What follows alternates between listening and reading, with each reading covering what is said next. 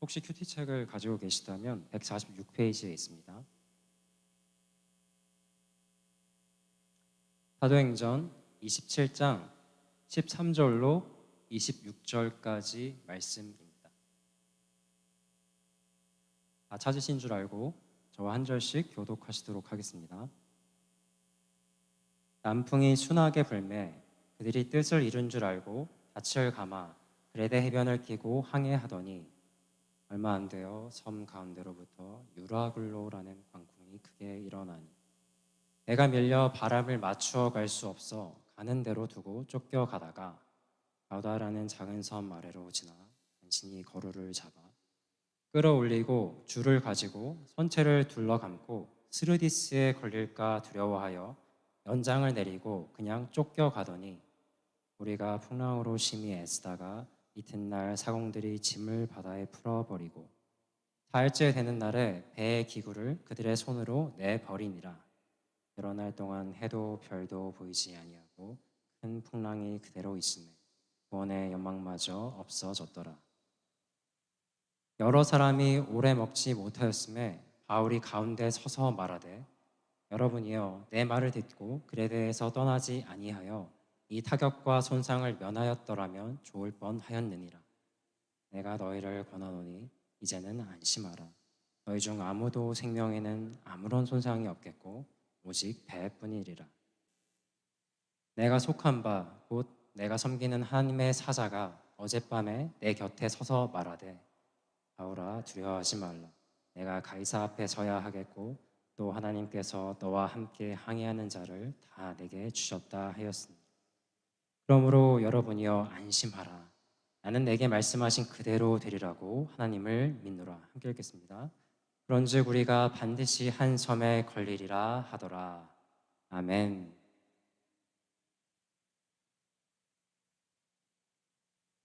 우리가 계속 사도행전 말씀을 큐티로 묵상하고 있습니다. 그렇죠? 이 바울 사도가 이 베스도 총독에게 나는 로마 시민으로서 황제 가이사 앞에 가서 재판을 받기를 원합니다라고 시민권자로서 가지고 있었던 그 권리 중에 하나 상소함으로써 이제 이 총독 관저가 있는 이 가이사랴로부터 황제가 있는 이달리아 지역에 있는 로마로 가게 되었습니다.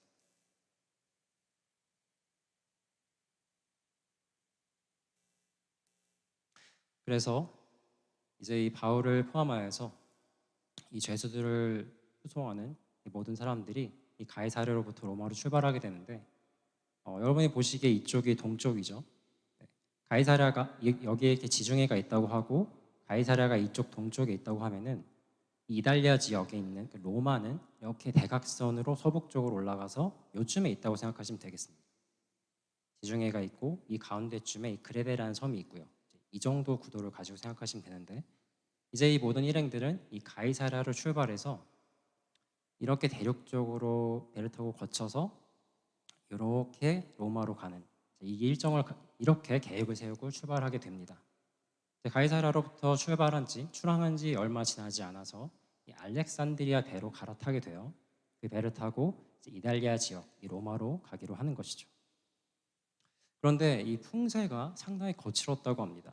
이렇게 가려고 한다고 했죠. 그런데 이 풍세가 거칠다 보니까 되게 더디어지게 되었고 점점 이렇게 밀리게 돼요. 남쪽으로 이렇게 쭉 밀리게 되면서 이 가이사랴 로마를 이렇게 대각선으로 일직선으로 긋게 되면 그 중앙쯤에 그레데 섬이라는 섬이 있는데 여기까지도 밀리고 그 그레데 섬 밑으로까지 이렇게 밀려가게 돼요. 그래서 결국은 이 그레데 섬의 한쪽 끝에 있는 미항이라는 곳에 정박하게 됩니다. 자, 그리고 이 상태에서 이제 다시금 출항하려고 할 때 바울이 이 선원들에게 함께하는 모든 사람들에게 말을 하기를 이제 이 지중해 지역의 항해 금지 시기가 우리 바로 앞으로 다가왔는데 우리가 여기서 머무는 것이 좋지 않겠느냐 이렇게 권하게 돼요. 그러나 함께하고 있던 많은 사람들은 이 미항이라는 이곳보다는 이 항구보다 조금 더 크고 보기에 훨씬 안전한 베닉스 항이라는 곳으로 가자라고 의견이 모아지게 되고 바울의 말을 듣지 않게 됩니다. 그런 배경 가운데 이 오늘 말씀 13절부터 시작하는 것입니다. 이 사람들이 이 미향이라는 곳에서 이 베닉스라는 곳으로 가기로 이 계획을 세웠지요. 이건 상당히 봤을 때 꽤 안전해 보이는 길이었어요. 왜냐면은 이 그레데라는 섬이 어떻게 생겼냐면은 이렇게 옆으로 길쭉하게 타원으로 돼 있어요. 그러니까 약간 바게트 빵 좀 생각하시면 약간 비슷한데 이렇게 길쭉해가지고 그런 섬인데 이 섬이 그래도 좀 작진 않았어요. 제주도의 한 3배 정도의 면적을 가진 섬이었습니다. 그리고 이 섬에서 미향이라는 곳은 이 섬에서 미향이라는 곳은 이쪽 끝에 있다고 한다면 베닉스라는 곳은 이쪽 끝에 좀에 좀 있었어요. 그러니까 처음에 이렇게 가려고 하다가 풍세가 거칠어서 남쪽으로 밀렸다고 했잖아요. 그렇다고 한다면 이 미향에서 이 그레데 섬을 방패막이 삼아서 바람을 방패막이 삼아서 이렇게 베닉스 쪽으로 가는 거 상당히 안전해 보이는 코스였습니다. 그죠? 그리고 이 미항보다 베닉스가 더 크고 여러모로 로마로 가기에 적당해 보였던 것이죠. 이렇게 괜찮아 보이는 이런 항해 코스였는데 정말 뜻밖에도 정말 생각지도 못하게 유라굴로라고 하는 아주 거센 풍랑이 발생하게 됩니다. 그런데 이게 너무 뜻밖이었던 이유가 뭐냐면은 보통 이 풍랑 이런 태풍 이런 큰 바람은 이 대륙 지방에서 혹은 이제 해안 그런 데서 이렇게 생기게 되는데 이 풍랑의 그 근원지가 어디인지 찾아봤더니 바로 그 그레데 섬의 중심으로부터 발생했다고 그래요. 이 그레데 섬이 작지 않은 섬이긴 했지만 길이만 길었지 폭은 작았어요. 물론 이 섬 가운데 좀 높은 산이 하나 있긴 했지만 그래도 이 섬에서 그렇게 거친 풍랑이 일어날 것이라고는 사실 생각하기 어려웠습니다. 그 큰 풍랑의 근원지가 된다? 사실 생각하기 어려운 것이었어요. 아주 뜻밖이었어요. 그런데 그 근원지로부터 거친 풍랑이 발생했고 지금 어떻게 가고 있었습니까? 그레데 섬을 끼고 이렇게 안전하게 가는 거 이 코스 생각했는데 바로 그레데 섬 밑에서 직격탄을 받게 되는 것이에요. 그 큰 풍랑을 바로 직격된 것이었습니다. 상당히 의지했던 섬인데 죄송합니다. 근데 그 의지했던 섬으로부터 이 거센 풍랑을 맞게 되고 정말 이제 배는 이 풍랑에 휩싸여서 하염없이 그저 흘러가게 되고 정처없이 어디로 갈지 알 수 없는 이런 상황을 맞이하게 된 것이죠.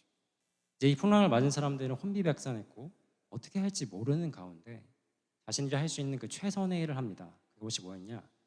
이 배에 있는 온갖 물건들을 내 던져 버림으로 배의 무게를 줄이는 거죠.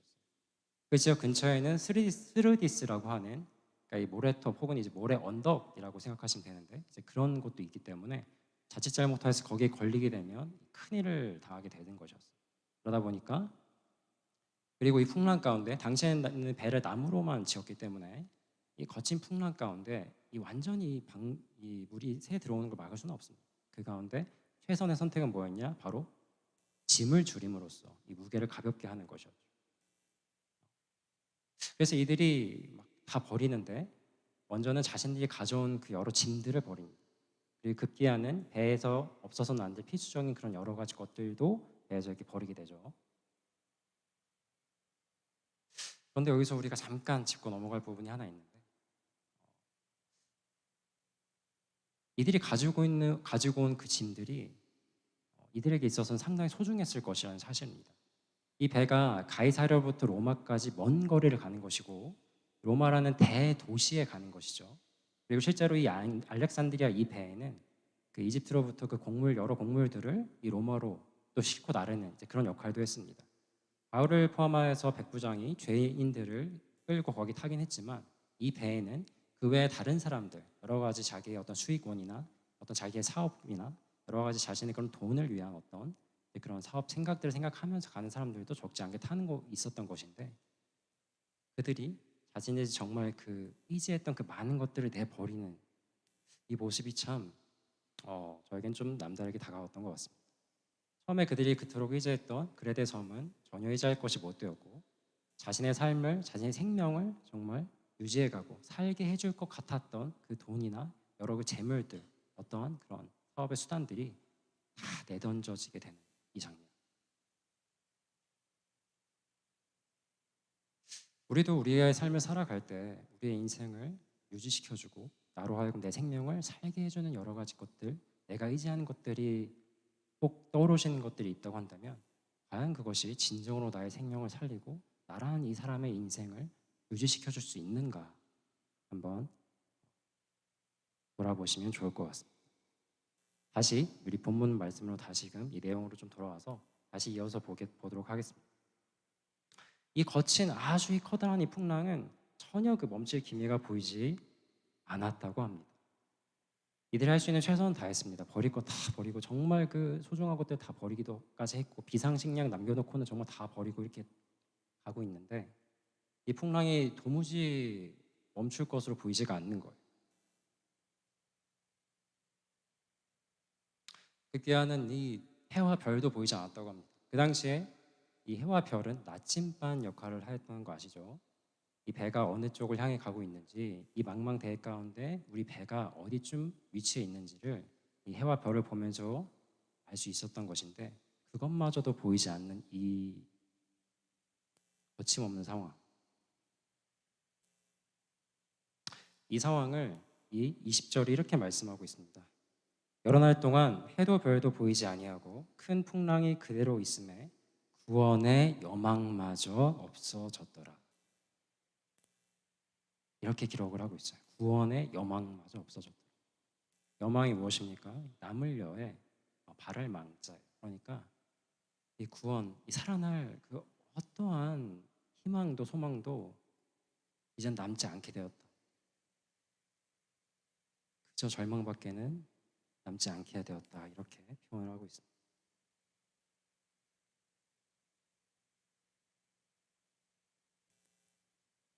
이 거침없는 상황 가운데 놓이시게 된다면 어떠시겠습니까? 여망마저 없어지는 이 상황은 우리가 정말 쉽게 상상할 수는 없을 것입니다. 어찌하면 좋을까?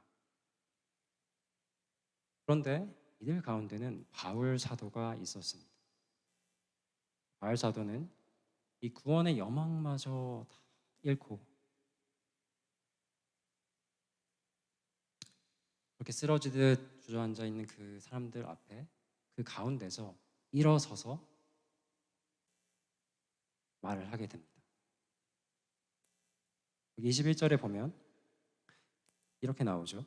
여러 사람이 오래 먹지 못하였음에 이 거친 풍랑 가운데 도무지 먹을 겨를이 없었죠. 그리고 이 구원의 소망 다 끊어진 이 가운데 이제는 그 먹을 소망조차도 그 기력도 여력조차도 없어지는 정말 이러한 상황인 겁니다. 마치 그들은 어떻겠습니까? 살아있으면 뭐예요? 살 소망이 끊어진 사람이 어떻게 살아있다고 할 수 있겠습니까? 마치 주검과도 같이 시신들과도 같이 그 가운데 바울이 가운데 서서 말하되 이렇게 말씀이 이어져 가고 있습니다.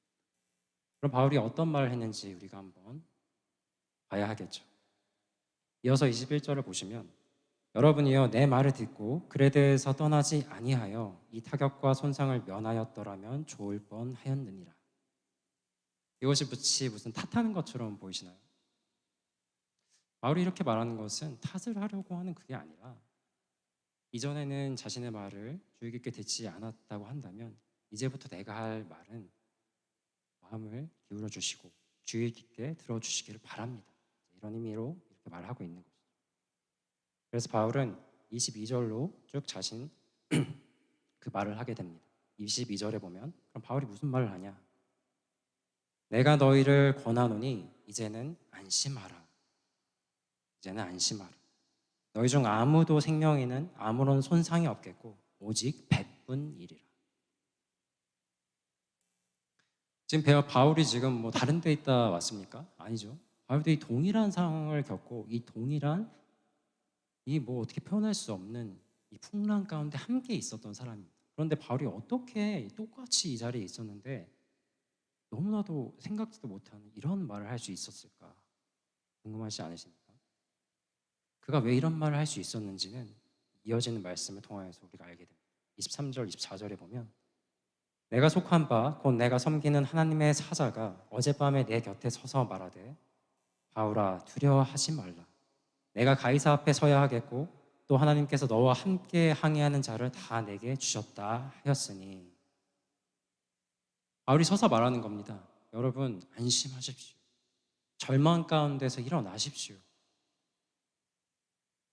내가 섬기는 나의 하나님께서 나로 하여금 로마에 가서 그 앞에서 하나님을 증거하게 하셨다 말씀하셨습니다. 나의 하나님께서 나에게 그 약속을 주셨습니다. 그 말씀을 주셨어요. 그러니까 여러분 안심하십시오. 일어나십시오. 이렇게 말을 합니다. 사실 하나님께서 바울에게 이러한 말씀을 주신 것은 이번이 처음은 아니었습니다. 잘 아시겠지만 이 바울 사도가 세 번의 이 전도 여행을 떠나죠. 그리고 그 세 번의 전도 여행을 마치고 예루살렘에 돌아와서 성전에 올라 기도할 그때 기억나시죠? 그 유대인 폭도들이 와서 잡아서 때리고 막 죽이려고 할 때 이 선부장이 구출해주고 그리고 잠시 감옥에 가두게 됐었던 그런 때가 있었어요. 그 감옥에 있었을 때 하나님께서는 이렇게 말씀해 주세요. 사도행전 23장 11절에 보면 그날 밤에 주께서 바울 곁에 서서 이르시되 담대하라 내가 예루살렘에서 나의 일을 증언한 것 같이 로마에서도 증언하여야 하리니 아멘. 이때에도 하나님께서는 이렇게 약속을 주시고 말씀해 주셨어요. 이때 하나님이 주신 말씀 그대로 바울은 그 감옥에 머물러서 평생 그렇게 있었던 것이 아니라 그로부터 나아서 로마를 향하게 되었습니다. 이번에도 하나님께서는 바울 사도에게 동일하게 말씀하세요. 이 거센 풍랑 가운데 아무리 위험하게 보일지 모르겠지만 내가 너를 로마에 가서 나를 증거하는 나의 사람으로 내가 작정했다. 너는 반드시 거기에 간다. 이렇게 말씀을 주신 것이죠. 이 모든 것을 겪은 바울은 이 말씀을 그대로 받았습니다. 진정으로 믿었고 확신했던 것이에요. 그리고 그 넘치는 확신은 가운데 이 함께하고 있는 사람들에게 말하는 것입니다. 나의 하나님께서 반드시 그 이루실 일이 있는데 그 일이란 바로 우리가 여기서 죽지 않고 로마로 가게 되는 것입니다.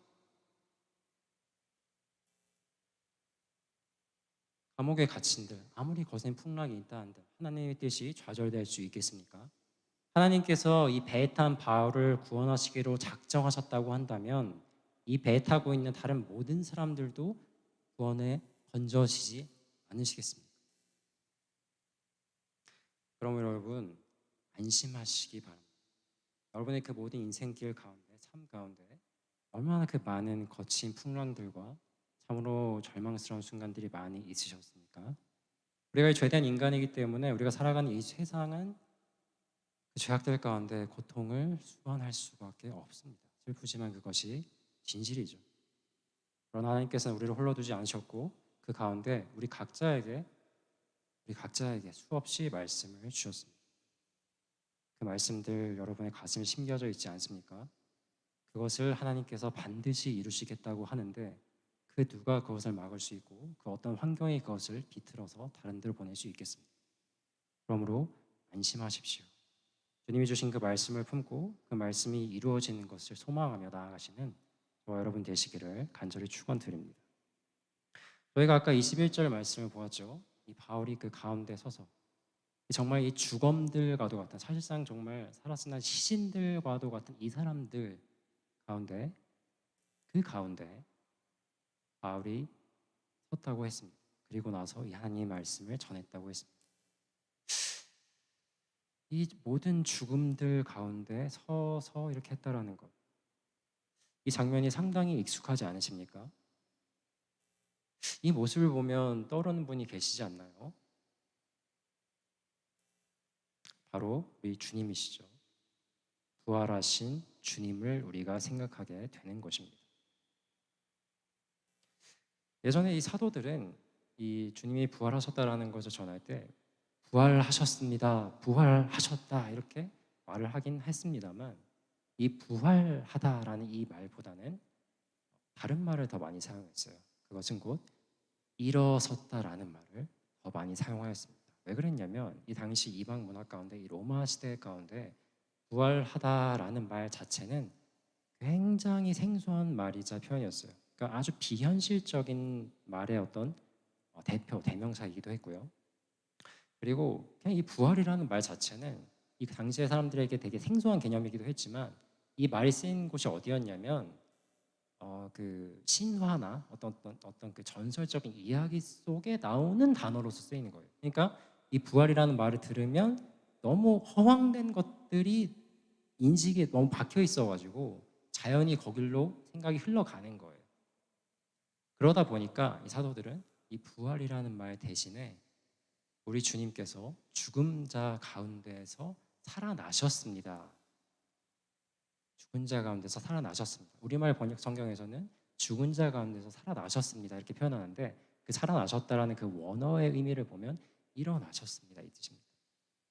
그리하여서 이 주님이 부활하신 그 사실은 비현실적인 게 아니라 이 현실 가운데 정말로 일어난 것이고 정말로 다시 살아나신 겁니다라는 것을 그렇게 전달했던 거예요. 우리 주님 부활하신 거 믿으십니까?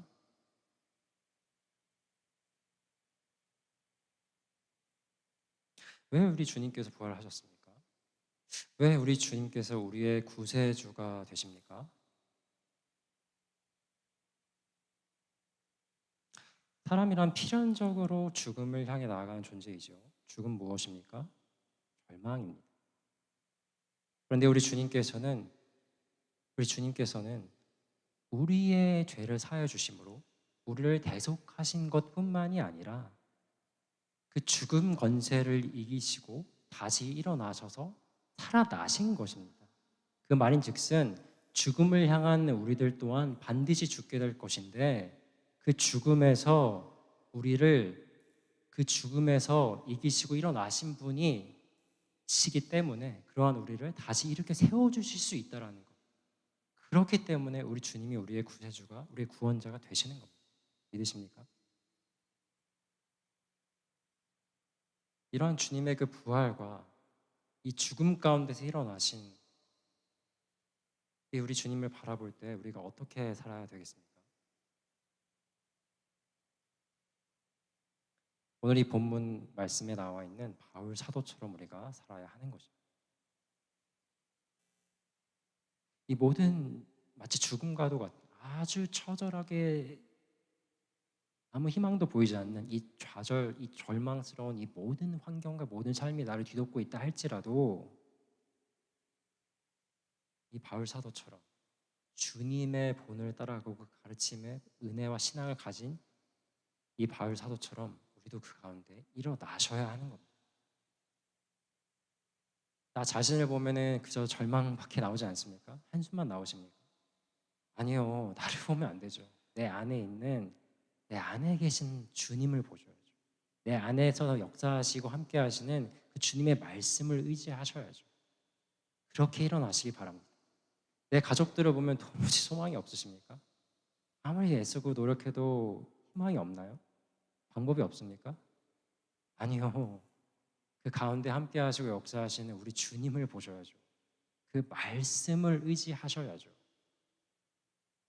내가 살아가는 내 삶의 대부분을 차지하는 나의 직장이나 나를 둘러싸고 있는 환경, 이 세상 절망스럽죠, 그죠? 근데 그 절망 가운데 우리가 살아야 되겠습니까? 아니죠. 우리를 빛과 소금으로 불러주신 그 은혜 가운데는 함께하시고 우리에게 그 주신 말씀 가운데 이 세상 가운데 일어나서 나를 전환하신 그 사명을 기억하셔야죠. 그러므로 이 본문 말씀을 우리가 쭉 본 가운데 이 주님의 그 부활 신앙을 가진 주님의 자녀들 백성들로서 오늘 이 시간 깊은 좌절이 우리를 아무리 낙심하게 하고 낭망하게 해서 둘러진친다 할지라도 주님을 생각하시고 그 말씀을 의지하여서 일어나시는 저와 여러분 되시기를 주님의 이름으로 간절히 축원드립니다. 이 시간 우리가 오늘 함께 나눈 말씀들을 기억하시면서 통성으로 기도하기를 원합니다. 우리가 진정으로 의지하고 생각하고 있었던 것들이 무엇이었습니까? 그것이 진정으로 내가 궁극적으로 의지할 만한 그런 것들이었습니까? 깊이 생각하시면서 주님께로 돌아오시기를 도전드립니다. 우리가 정말로 살아갈 때 그 깊은 좌절과 낭만과 절망 가운데 있으십니까? 그 가운데 나에게 말씀하시고 나를 만나 주셨던 그 주님을 기억하심으로 그분을 믿음으로, 그 말씀을 믿음으로 안심하시기 바랍니다. 그 메시지를 전하시기를 원합니다. 우리 주님의 부활을 기억하시면서 무엇이 되었건 간에 다만 권세 물리치시고 일어나신 그분을 의지함으로, 그분을 바라봄으로 오늘 이 바울 사도와 같은 일어서서 나아가는 그런 저와 여러분 되시기를, 정말 그러한 자녀 되기를 간절히 원한다고 이 시간 합심하여서 통성으로 기도하시겠습니다.